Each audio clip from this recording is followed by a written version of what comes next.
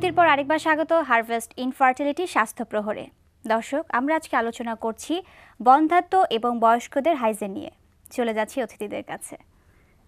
Doctor Mostak, আপনার কাছ থেকে বিরতির আগে শুনছিলাম যে টেস্ট টিউবের পদ্ধতিটা কেমন হয়। এবার একটু শুনবো যে হরমোনাল প্রবলেমের জন্য যে ইনফার্টিলিটিটা গ্রো করে, এটা কেন হয় বা এটা সলভ করা কিভাবে সম্ভব? ধন্যবাদ। হরমোনের সমস্যাটা যারা মূলত ডিল করে থাকেন তাদেরকে বলা হয় এন্ডোক্রাইনোলজিস্ট বা হরমোন বিশেষজ্ঞ। আমরা যেটা করি, আমরা রোগী আসার পরে তাদেরকে পরীক্ষাগুলো দেই। পরীক্ষাগুলো দিয়ে আমরা ডিটেক্ট করি যে তার কোনো সমস্যা আছে কিনা। যেমন ফলিকল স্টিমুলেটিং হরমোন, এইটা দিয়ে আমরা বুঝতে পারি যে ছেলেটা অথবা মেয়েটার ফলিকল তৈরি, যেটা প্রজনন কোষ, এগুলো তৈরির ক্ষমতা তার কীরকম আছে। কখনো দেখা যায় যে এই ফলিকল স্টিমুলেটিং হরমোনটা খুব লো, তখন আমরা এই ধরনের ঔষধ দিয়ে এটাকে বাড়ানোর চেষ্টা করি। থাইরয়েড স্টিমুলেটিং হরমোন, এইটাতে থাইরয়েডের কোনো যদি ঝামেলা থাকে তাহলে মেয়েটা অথবা ছেলেটার প্রজননে সমস্যা থাকতে পারে। প্রোল্যাকটিন আছে আরেকটা হরমোন। সাধারণত যে হরমোনগুলোর নাম বললাম, এগুলো নিয়েই আমাদের নাড়াচাড়াটা বেশি হয়। তবে মূলত সমস্যা ধরার পরে হরমোন বিশেষজ্ঞ যারা আছেন তারা এটা ডিল করে থাকেন। আচ্ছা, এছাড়া যদি ব্লকড ফ্যালোপিয়ান টিউবস যদি হয়, সেক্ষেত্রে ট্রিটমেন্ট প্রসিডিউর কি হবে? ব্লকড ফ্যালোপিয়ান টিউবস বা ফ্যালোপিয়ান টিউব বা ডিম্ব নালী, যেটা যেই নালীটা দিয়ে ডিম্বাণুটা জরায়ুর দিকে যায় এবং শুক্রকীট বা স্পার্ম যেগুলো, ওরা এই নালী বেয়ে বেয়ে ডিম্বাণুটার দিকে অগ্রসর হয়। তো ফ্যালোপিয়ান টিউব যদি বন্ধ থাকে তাহলে একজন আরেকজনের সাথে মিলতে পারে না। এই টিউবটা কেন বন্ধ, কতদিন বন্ধ, কিভাবে বন্ধ, এই বিষয়গুলোর উপর নির্ভর করছে যে আমরা এটাকে কি কোনো ধরনের অপারেশনের মাধ্যমে জিনিসটা কারেক্ট করব, ঠিক করব, নাকি আমরা সরাসরি ইনভিট্রো ফার্টিলাইজেশন বা টেস্ট টিউব বেবি পদ্ধতিতে সেটা চলে যাব। যে স্টাডি হচ্ছে, সে স্টাডিগুলোতে দেখা যাচ্ছে যে ফ্যালোপিয়ান টিউব যদি ব্লক থাকে 5% ক্ষেত্রে এটাকে অপারেশনের মাধ্যমে ঠিক করা সম্ভব। এবং পৃথিবীর প্রথম যে test tube baby, IVF baby Louise Brown, 79-এ যার জন্ম, তার মায়েরও সমস্যাটা ছিল ব্লকড ফ্যালোপিয়ান টিউব। তো এটা অবস্থা বুঝে তারপরে জিনিসটা করা লাগে, এবং যদি অপারেশন করে করতে হয় তাহলে এটা আবার যারা স্ত্রীরোগ বিশেষজ্ঞ আছেন তাদের কাছে জিনিসটা আমরা পাঠিয়ে দিই। আচ্ছা, আপনি একটি ভিডিওর কথা বলছিলেন, আমরা যদি এখন আমাদের দর্শকদের জন্য সেই ভিডিওটি দেখাই, একটু প্লাজমায় চোখ রাখি।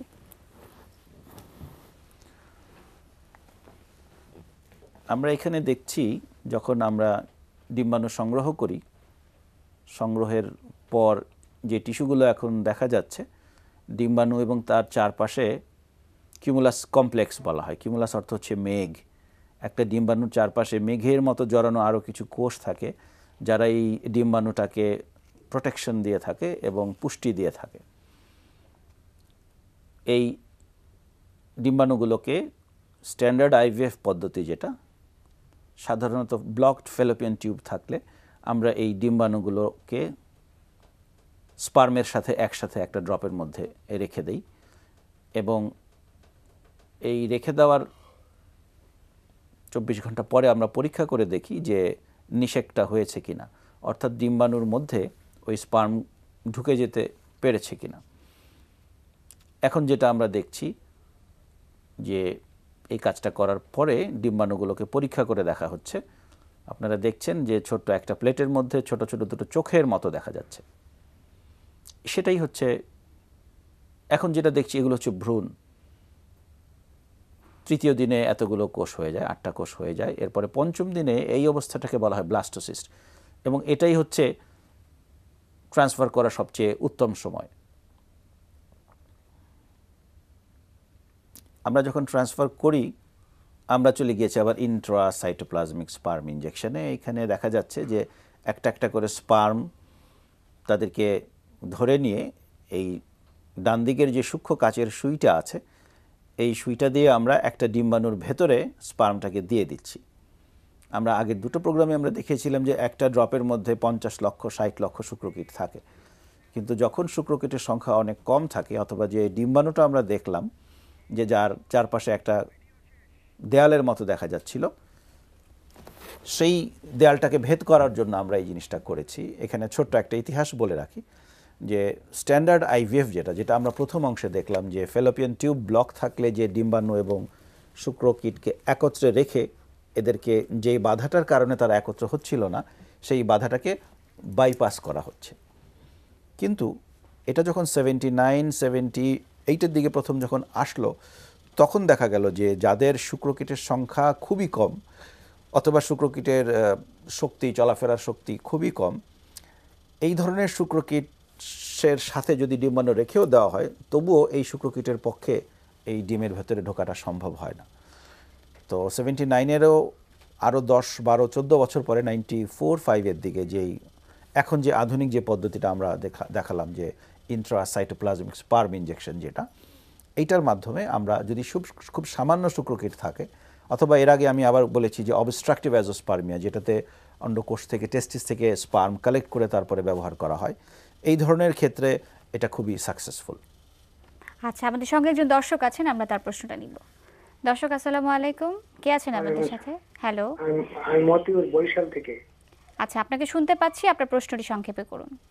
হ্যালো, আচ্ছা, আমি আমার ওয়াইফের বয়স হলো 27, আমার বয়স 33। আমার বিয়ে হয়েছে 2001 সালে। আমরা কয়েক ডাক্তারের কাছে দেখাইছি। কিছুদিন আগে আমি অ্যাপোলোর সাথে ডাক্তার দেখাইছিলাম ঢাকা অ্যাপোলোতে। তো সেখানে আমাকে ডাক্তার ওই টেস্ট টিউবে আমাকে সাজেস্ট করেছে আর কি। মানে সমস্যাটা আমার কথাই, মানে হাজবেন্ডের কথা, মানে আমার কথাই উল্লেখ করেছে যে আপনার সমস্যার কারণে নর্মালি আপনাদের মানে কনসেপ্ট হচ্ছে না আর কি। এখন আমার প্রশ্ন হলো যে এটা কি মানে শরিয়া ভিত্তিক কতটুকু এখানে সাপোর্ট করে? আর দ্বিতীয় প্রশ্নটা হলো যে মানে কষ্টের বিষয়টা আমি একটু মানে বিষয়টা যদিও একটু আর কি, কষ্ট বিষয়টা একটু আর একটা শরিয়া এখানে কতটুকু সাপোর্ট করে বা শরিয়ার ভিতরে কি মানে বিষয়টা আমি একটু মানে কনফিউশন। যখন আমাকে গত ডিসেম্বরে আমাকে সাজেস্ট করেছিল, আমি এটা কাউকে শেয়ারও করি না এবং কিছু কোথাও করি না, শুধু আমরা হাজবেন্ড ওয়াইফই দুজনে করতেছি আর কি। এই প্রশ্ন আর কি। ধন্যবাদ দর্শক, আমাদের সাথেই থাকুন। আচ্ছা, ডক্টর মুনা, আপনার কাছ থেকে যদি আমি একটু শুনতে চাই যে তিনি জানতে চাচ্ছিলেন যে শরিয়া ভিত্তিক টেস্ট টিউবটা আসলে কতটুকু এটাকে আমরা আসলে অ্যাকসেপ্ট করতে পারি কিনা, শরিয়া ভিত্তিক অর্থাৎ ইসলামিক উপায়ে যদি আমরা বলি সেক্ষেত্রে। আচ্ছা, এই প্রশ্নটার উত্তর সম্ভবত ডক্টর মুস্তাক ভালো দিবেন, কারণ উনি একটা ইনফার্টিলিটি আপনার সেন্টার কাছ থেকে চালান। একটু সংক্ষেপে শুনে আমরা ডক্টর আমি মুস্তাকের যেটা কাছ থেকে বলবো শুনবো যে আমি এই বিষয়টার ইসলামিক আইন বা কানুন কি আছে সরাসরি জানি না, কিন্তু যেটুকু এখন পর্যন্ত বাংলাদেশি পার্সপেক্টিভে বুঝি যে এই ধরনের টেস্ট টিউব বেবি করলে আসলে কোনো সমস্যা হওয়ার কথা নয় বা কোনো ওরকম বাধা নিষেধ থাকার কথা নয়। কারণ এখানে সরাসরি হাজব্যান্ডের কাছ থেকেই নেওয়া হচ্ছে শুক্রাণু, ওয়াইফের কাছ থেকে নেওয়া হচ্ছে ডিম্বাণু, এখানে তৃতীয় কোনো পার্সনের কাছ থেকে নেওয়া হচ্ছে না, কিংবা আর্টিফিশিয়াল কোনো কিছু তৈরি করা হচ্ছে না। পুরো বিষয়টা যদিও শরীরের বাইরে হচ্ছে খুব অল্প সময়ের জন্য, তারপরে সেটা আবার জরায়ুতেই প্রতিস্থাপিত হচ্ছে। সুতরাং ওনাদের জেনেটিক কোনো পরিবর্তন হচ্ছে না, হাজব্যান্ডের কাছ থেকে আসছে, ওয়াইফের কাছ থেকে আসছে এবং সেটা ওয়াইফের শরীরের মধ্যে আবার বড় হচ্ছে। মাঝে শুধু খানিকটা সময় নিষিক্তকরণ অংশটুকু টেস্ট টিউব বা যেটাকে বলছেন ওটা হচ্ছে। সো এই বিষয়টার ধর্মীয় দৃষ্টিকোণ থেকে বাধা থাকার কোনো কারণ আমি দেখি না। এখন এটা যদি হতো যে হয়তো অন্যের স্পার্ম নেওয়া, অন্যের শুক্রকীট নেওয়া, কিংবা কারো হয়তো ওয়াইফের ডিম্বাণু নেই অথবা কোনো কারণে তার ডিম্বাশয় ফেলে দেওয়া হয়েছে, অন্যের কাছ থেকে ডিম্বা, তখন হয়তো বা ধর্মীয় কোনো সংশয় থাকতে পারে। আচ্ছা স্যার, আপনি কি বলবেন এই সম্পর্কে? জি, উনি একদম খাঁটি কথাটাই বলেছেন। শরিয়া এইটুকুই চাই যে এই প্রজনন কোষটা যেন বিবাহিত দম্পতিরই থাকে। আচ্ছা আচ্ছা আচ্ছা ডক্টর মুনা, আপনার কাছ থেকে এবার শুনবো যে আমরা সাধারণত দেখা যায় যে বয়স্কদের হাইজিন সম্পর্কে যদি জানতে চাই, যে বয়স্করা সাধারণত একটা কমপ্লেন করে থাকেন যে পোস্ট মেনোপোজাল বা প্রি মেনোপোজাল যে কমপ্লেনটা সাধারণত দেখা যায় যে 40 ঊর্ধ্ব নারী যারা আছেন তাদের হঠাৎ করে মেনস্ট্রুয়েশন বন্ধ, কিন্তু আবার দেখা যাচ্ছে কিছুদিন পর হচ্ছে এবং পেইনফুল মেনস্ট্রুয়েশন হচ্ছে। কেন হচ্ছে? এই সাধারণত কারণগুলো কি হয়? আচ্ছা, আপনি এখানে দুটো প্রশ্ন আসলে মিলে গিয়েছে বা মিশে গিয়েছে, যাই হোক। তো আমি স্পেসিফিকভাবে আসলে জানতে চাই যারা পোস্ট মেনোপোজাল, অর্থাৎ যাদের দেখা যাচ্ছে মাসিক হচ্ছে না, কিন্তু অর্থাৎ 40-এর পরে।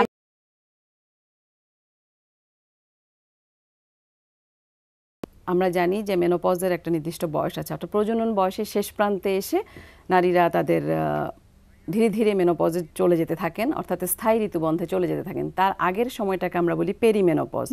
তো পেরিমেনোপজ অংশ বয়সটুকু যখন শুরু হয়, অর্থাৎ প্রজননক্ষম বয়সের শেষ প্রান্তে যখন পৌঁছে যান, তখন সাধারণত একজন নারীর ডিম্বাশয়ে তার ডিম্বাণুর রিজার্ভ শেষ হয়ে আসে, এবং শেষ হয়ে আসার পরে তার বডিতে যে ডিম্বাশয় থেকে যে হরমোন উৎপাদন হতো ইস্ট্রোজেন এবং প্রজেস্টেরন, সেটা উৎপাদনটা নিয়মিত হয় না, প্রথমে অনিয়মিত শুরু হয়, এলোমেলোভাবে হয়, এবং একটা পর্যায়ে পুরোপুরি বন্ধ হয়ে যায়, এবং তখন উনি একদম স্থায়ী ঋতুবন্ধে চলে যান। এই যে পরিবর্তনটা ঘটতে থাকে, এই সময় তার কিছু শারীরিক এবং কিছু মানসিক পরিবর্তন ঘটে। যেমন আপনি উল্লেখ করেছেন যে হঠাৎ বন্ধ থাকে, আবার বেশি রক্তপাত যায়। পুরোপুরিভাবে বা স্থায়ীভাবে ঋতুবন্ধের কয়েকটা বছর আগে থেকে দেখা যায় যে একজন নারীর যার একদম নিয়মিত হয়তো মাসিক স্রাব হতো, সেটা হঠাৎ করে এলোমেলো হয়ে গেল। অর্থাৎ কারো প্রথম দিকে হয়তো কারো ঘন ঘন হচ্ছে, মাসে 2-3 বারও হচ্ছে, 3-4 মাসের মধ্যে 5-6 বার হয়ে গেল। আবার একটা পর্যায়ে এসে দেখা যাচ্ছে যে 2-3 মাস বন্ধ থাকছে বা আর দীর্ঘ সময় বন্ধ, তারপর একদিন যখন হচ্ছে তখন বেশি পরিমাণে হচ্ছে।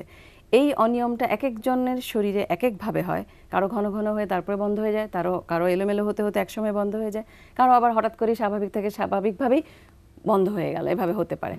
তো এই পরিবর্তনটা যখন ঘটতে থাকে, যে বিষয়টার প্রতি নজর দিতে হবে যে ওনার এই যে ঘন ঘন মাসিক হতে গিয়ে অথবা বন্ধ থেকে যখন অতিরিক্ত স্রাব হচ্ছে, সেটা হতে গিয়ে উনি রক্ত স্বল্পতায় ভুগছেন কিনা।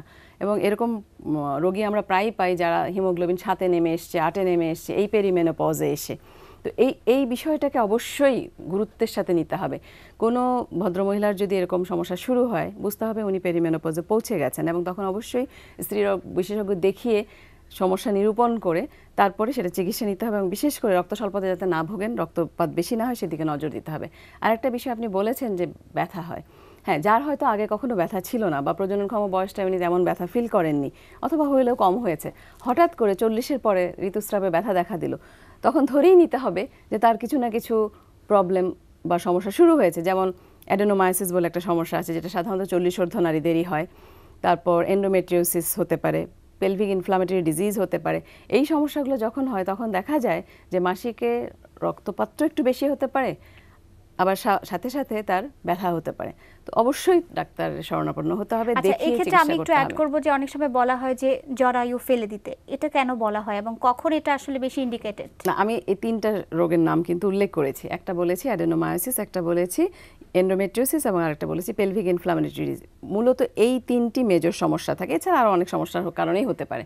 তো এই সমস্যা আমরা যদি সম্পূর্ণ নিশ্চিত হই যে এই সমস্যাগুলোর জন্যই ওনার ব্যথা হচ্ছে এবং রক্তক্ষরণ মাসে মাসে বেশি হচ্ছে, তখন অবশ্য চিকিৎসার একটা অপশন হচ্ছে জরায়ু ফেলে দেয়া, বাট সেটাই একমাত্র অপশন নয়। এখানে আরও অপশন আছে। আমাদের বয়স, তার রিপ্রোডাক্টিভ প্রজনন মানে হিস্ট্রি বা ইতিহাস নিয়ে দেখতে হবে যে উনি আর সন্তান চান কিনা, ওনার কোন বয়সে পৌঁছেছেন, ওনার পরিবার কমপ্লিট কিনা, সমস্ত কিছু বিবেচনা করে ওনার যে সমস্যাগুলো হচ্ছে, সমস্যার মাত্রা কতটুকু, তীব্রতা কতটুকু, উনি কি আসলেই এখন অন্য কোনো হরমোনাল চিকিৎসা বা অন্য কিছুতে ওনাকে দেওয়া যায়। এছাড়া এই বয়সে সাধারণত কিছু কোমরবিডিটিস থাকে, কারো হাইপারটেনশন থাকে, কারো ডায়াবেটিস থাকে, কারো হার্টের অসুখ থাকে।